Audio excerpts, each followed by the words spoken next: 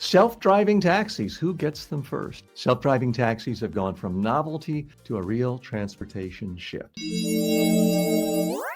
San Francisco has become what some call Waymo-pilled, with Google Robotaxis covering the city and Amazon's Zoox, now, that's how you pronounce it. I'm not sure how they pronounce it, now joining with free test rides. Waymo's safety data shows that human drivers suffer far more injury-causing crashes over the same distance. But a deeper trend is emerging. Waymo is rolling out fully driverless services across Texas and Florida, along with other Sunbelt and Purple State cities. Meanwhile, blue cities like Boston, New York, Seattle, and Washington have stalled deployment with unclear or restrictive laws. Red states may end up owning the early robotaxi economy, while major liberal cities sit on the sidelines. Okay, what's the real message here? Self-driving cars are coming. They are coming everywhere, and they are reducing deaths and they are reducing cost. At least they have the potential to do that in the long run. And lawmakers who ignore that, trying to protect a group of drivers or a group of taxi owners, do so at the peril of their own voters. Let's dig a little deeper here. So the Democrats have been on a roll recently in the last election,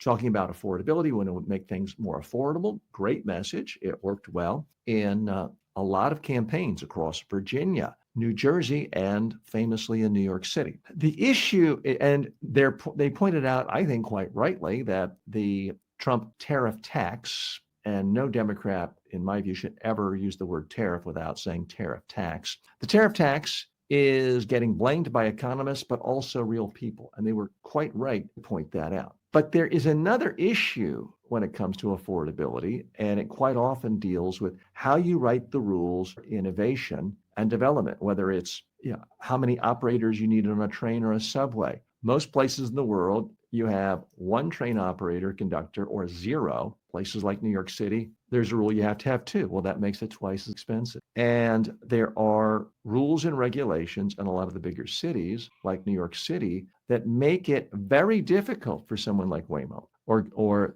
any other car, whether it's Elon Musk, Google, any automated car, to get in and start testing. And the bottom line is people in New York are going to have to pay more for not only taxis, but Uber drivers too. And that is a part of why big cities cost more money. The so-called red states, and I'm in one now in Florida, they have these cars available now in Miami. They're coming to Orlando and other cities. They're coming everywhere. And here's where there's a real classic problem for centrists in the Democratic Party. On the one hand, you have a coalition quite often of organized union workers, or sometimes just organized groups of people who are not in a union, but are low income, which is how you would describe Uber drivers. You have a group of people saying, hey, we want a regulation to get rid of competition. And we vote for you, so be on our team. That's the message Democratic officials quite often have. So being politicians, and politicians in all parties do this,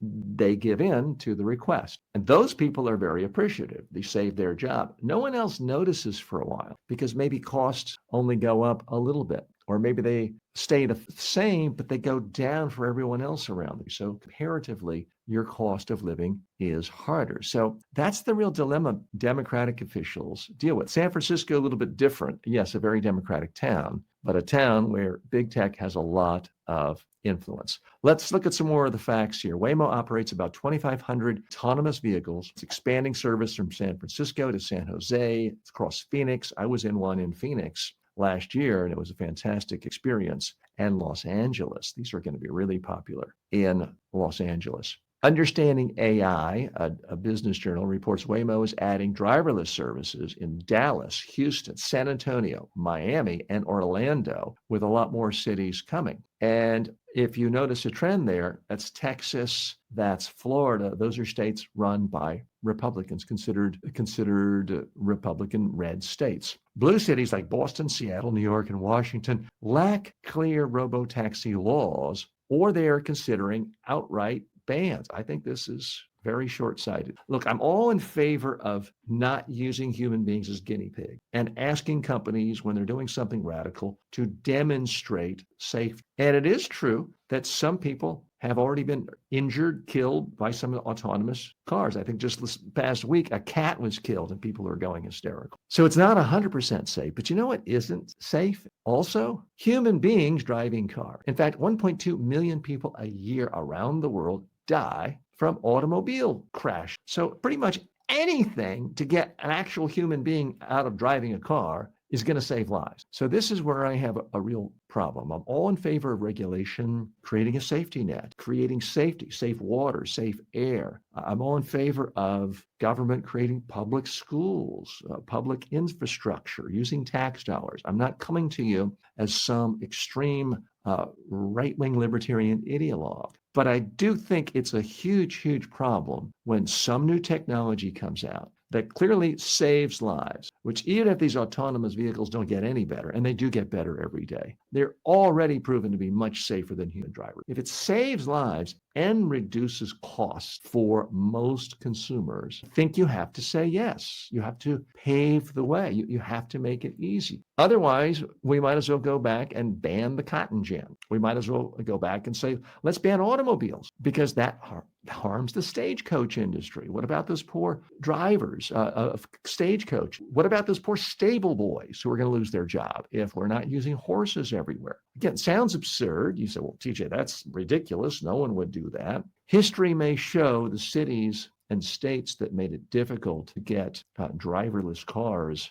onto the roads will be seen as similarly foolish. Now, it's one thing if you're talking about using technology to get rid of everyone making music and say, okay, no one's allowed to make music anymore. We're just going to do AI music. Okay, I'm not in favor of that. But when it comes to driving, how many people really, when they were little children, said, wow, the number one thing I want to do in life is drive somebody around from point A to point B, to take some drunk rich person from one restaurant to a nightclub at 3 a.m. and have them puke in the back seat of my car. How many people say, that's my vision of life? That's my purpose in life. I don't say this to knock driving. There's honor and dignity in all legal work where you're helping someone and making money. I don't say that to put down anyone for being a driver. But there were a lot of honest stagecoach drivers. There were honest, hardworking stable boys cleaning up horse poop everywhere before cars became so common. I don't think we bemoan the fact that they lost the chance of having a career in those fields. And anyone who currently makes a living driving taxis, Ubers, trucks, who does lose their job because of autonomous cars, first of all, I'm sorry. Second of all, I'm all in favor of using tax dollars to train you for some sort of profession or job where you are adding value. If there's a driverless car that can get me from point A to point B safer than a human being and less expensively than a human being, then it is essentially impossible for the human being to add value. All of us, if we want to make money,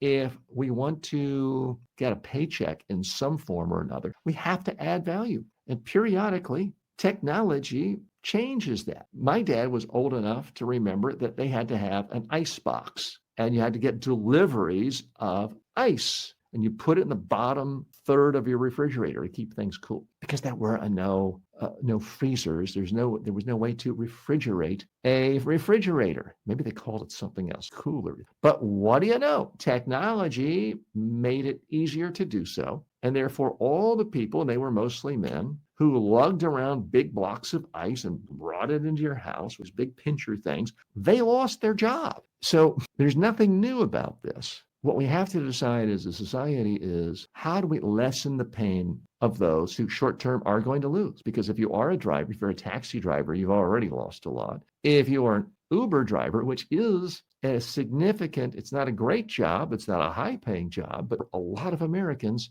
that's the only thing keeping them off the streets. That's the only thing helping them pay their rent. So people like that are going to need something to help that transition. I don't think we're within 2 or 3 or 4 years of a universal basic income, the way Elon Musk and Sam Altman have talked about. But there's got to be something to smooth the rough edges because The approach of the liberal democratic cities to just say, no, no, no, you can't do it, there are real costs for that. That is one of the reasons why it is insanely expensive to live in New York City, is there's so many regulations for everything. That's why it's basically impossible to build new homes in a place like San Francisco. Sure, come on in. We'd love you to build new homes. By the way, here's 10,000 pages of regulations you're going to have to follow. And of course, you can build a house, but follow these 10,000 regulations. By the way, every 6 months, somebody's going to sue you. And 14 years later, you probably still won't have your house up.